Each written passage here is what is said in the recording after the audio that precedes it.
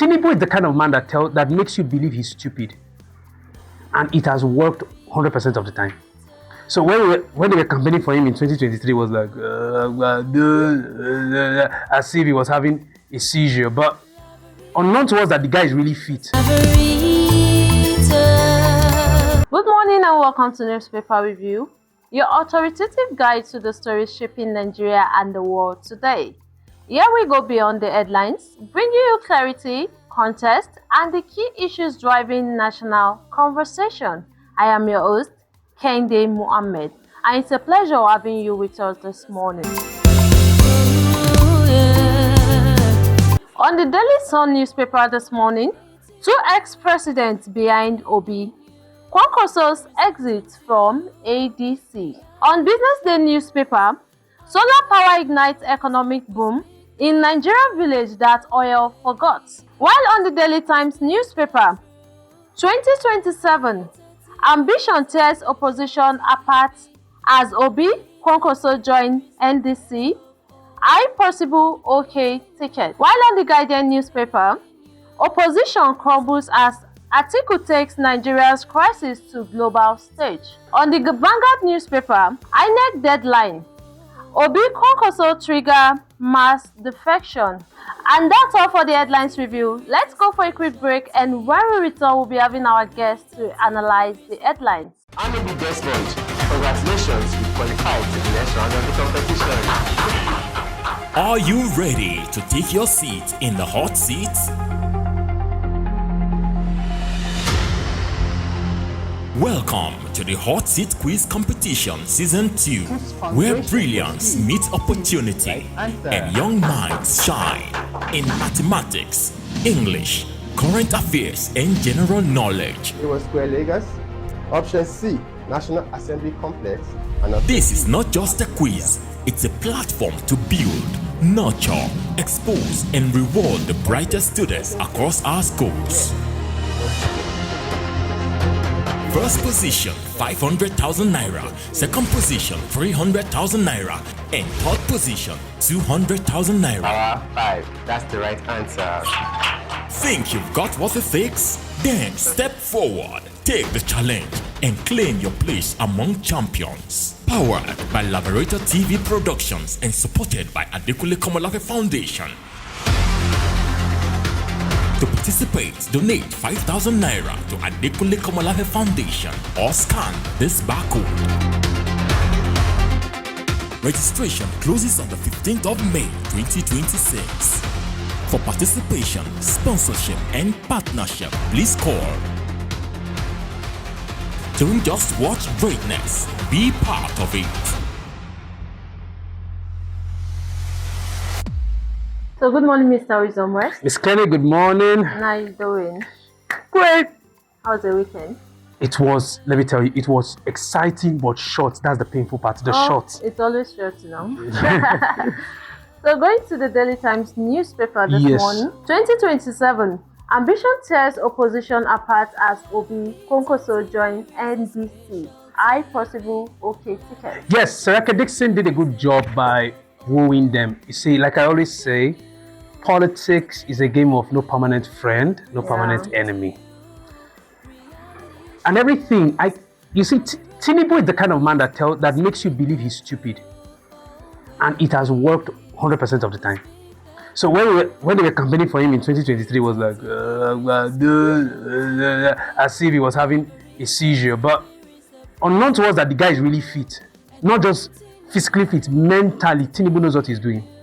You get it? So he knew Atiku and the likes that were outside the APC would want to come together and build a coalition against him. So what did he do? He sent his boys on time into other political parties. Whether I like it or not, it's the truth. They can drag me forever for whatever reason they want to, but it's the truth. The people that destroyed the ADC were informants for the APC that were already planted in the party, and President Tinubu was already aware. As far as I'm concerned, he's going to clinch the ticket in 2027. They should talk. You understand? And right now, you can see the APC is calling Peter Obi a political nomad. Some even calling him a political Rosgel. They're having new names to call him. Yeah. You know why? Labour from PDP to Labour Party to ADC, now NDC. Maybe we end up with Christian Association of Nigeria Political Party, and we hope.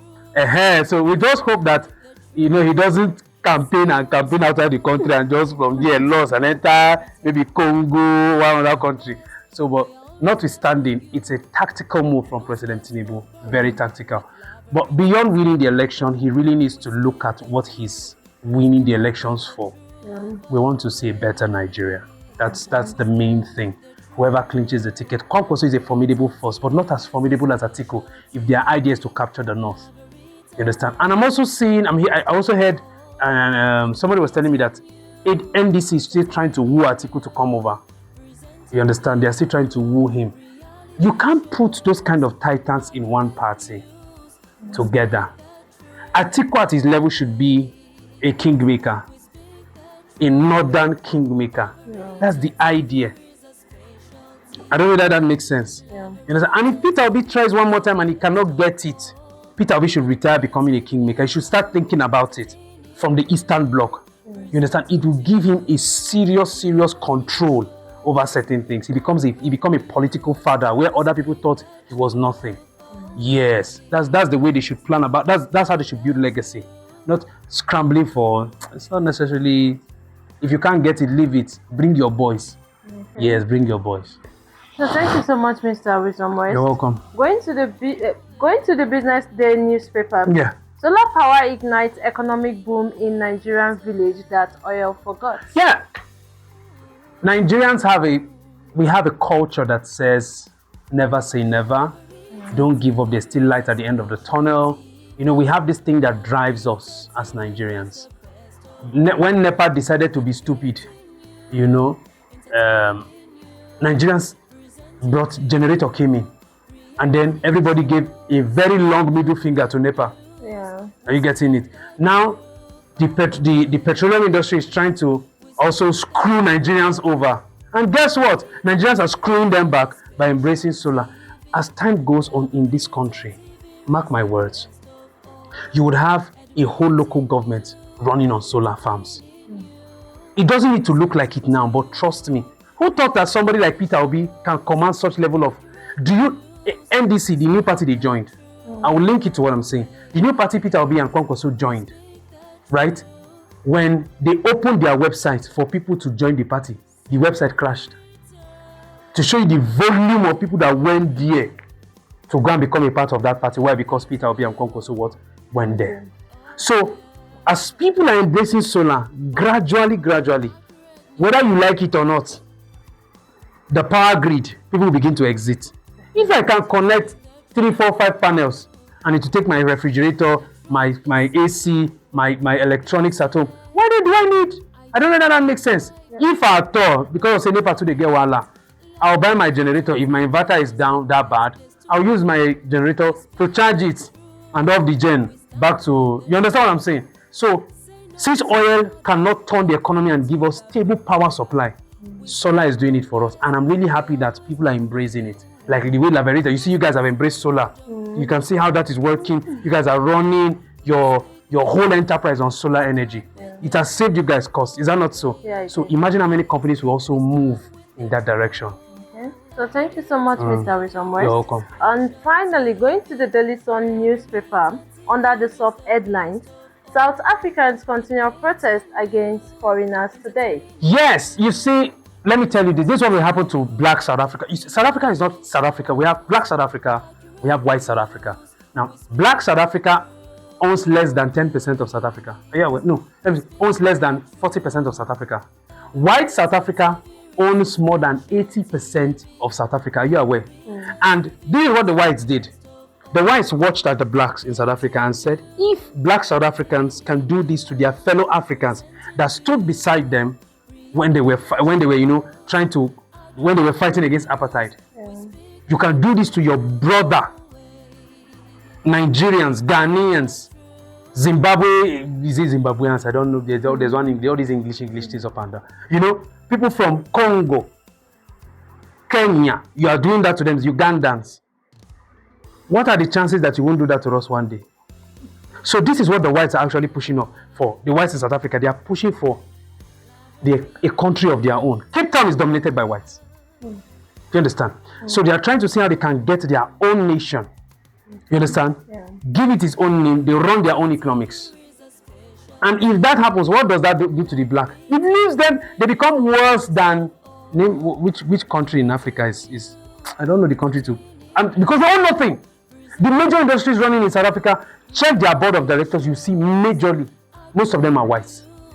The blacks are just few. Since we knew South Africa to be South Africa, the one person that has always stood tall was Nelson Mandela. They call him Madiba. Yeah. Now, after Nelson Mandela passed, then we started, because of culture, of music, we started hearing people like Caspar Nyovest, Nasty C, aka of blessed memory, Lucky Dube. Now, if you look away from that, another person that clearly stands out, aside Brenda Fasheke, is Vusi Thebenkwayo. And right now, Vusi Thebenkwayo, when he came for, there's this conference that happens in Nigeria, see the platform. He stood there, you can see shame on his face.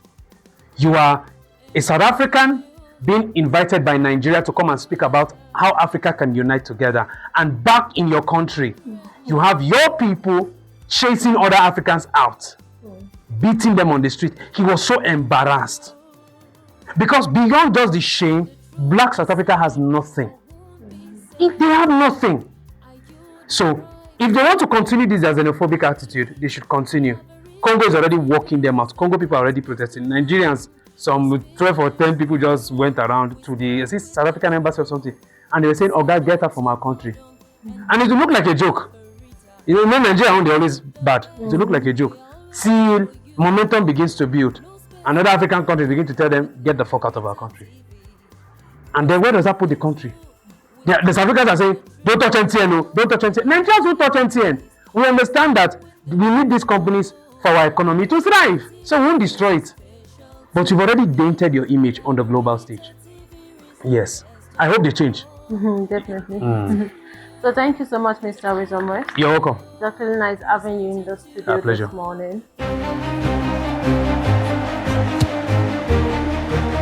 This November, greatness takes the field. Welcome to the AKF Football Tournament Season 1, where passion meets purpose and talent meets opportunity. From every corner, champions will rise. Only one team will take home the ultimate prize of 1 million naira cash. Think you've got what it takes? Step onto the pitch in Kaduna State this November 2026 and show the world what you are made of.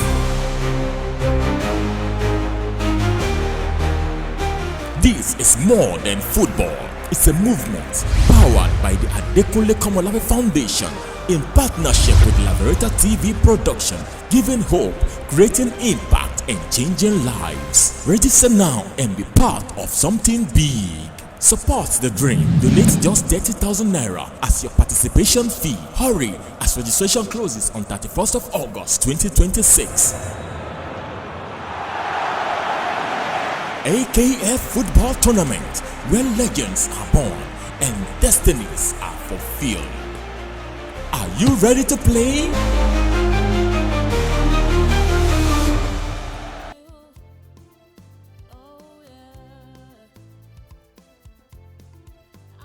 For sponsorship and advert placement, you can visit us at www.laveritattvproductions.com. You can also advertise your product or businesses on all our social media handles by calling the number scrolling down on your screen. That brings us to the end of today's edition of Newspaper Review on Laveritatv Productions. I am Kende Mohammed. Thank you for watching and see you next time.